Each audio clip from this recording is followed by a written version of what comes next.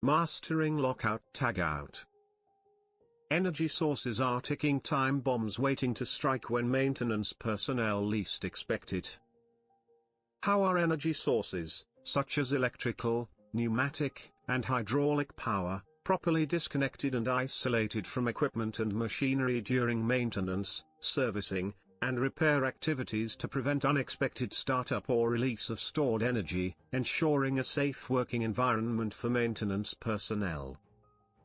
The proper disconnection and isolation of energy sources from equipment and machinery during maintenance, servicing, and repair activities is crucial to preventing unexpected startup or release of stored energy, which can lead to severe injuries, fatalities, and damage to equipment.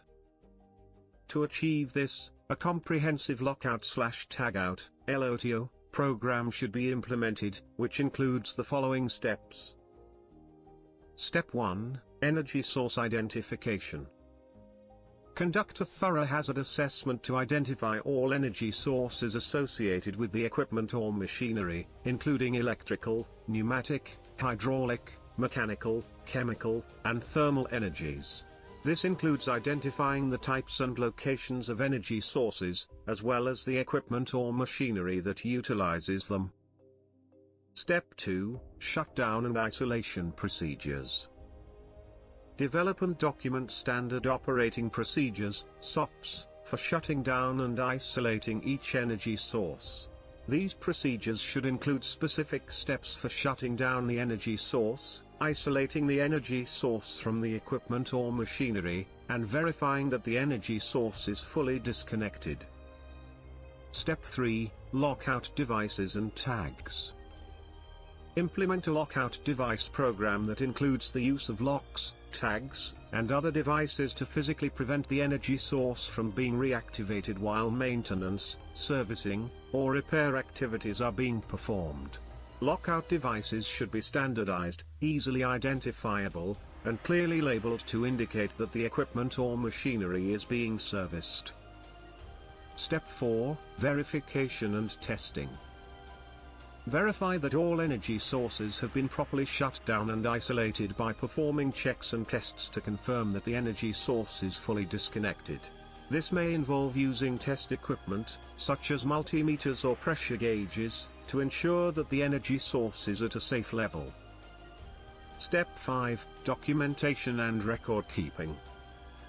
Maintain accurate records of all LOTO procedures, including documentation of energy source identification, shutdown and isolation procedures, lockout devices used, and verification and testing results.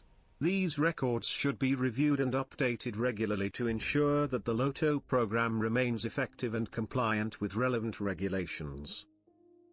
Step 6: Training and authorization. Provide comprehensive training to maintenance personnel on the LOTO program, including the identification of energy sources, shutdown and isolation procedures, and the use of lockout devices and tags. Only authorized personnel who have completed the training program should be permitted to perform LOTO procedures. Step 7: Periodic review and update. Regularly review and update the LOTO program to ensure that it remains effective and compliant with relevant regulations. This includes reviewing incident reports, conducting regular audits, and updating procedures to reflect changes in equipment, machinery, or processes. Step 8: Management commitment and accountability. Demonstrate management commitment to the LOTO program by providing the necessary resources, including personnel, equipment, and budget. Establish clear accountability for LOTO program implementation and compliance, and ensure that all personnel understand their roles and responsibilities within the program. By following these steps, organizations can ensure that energy sources are properly disconnected and isolated from equipment and machinery during maintenance, servicing, and repair activities, preventing unexpected startup or release of stored energy and providing a safe working environment for maintenance personnel.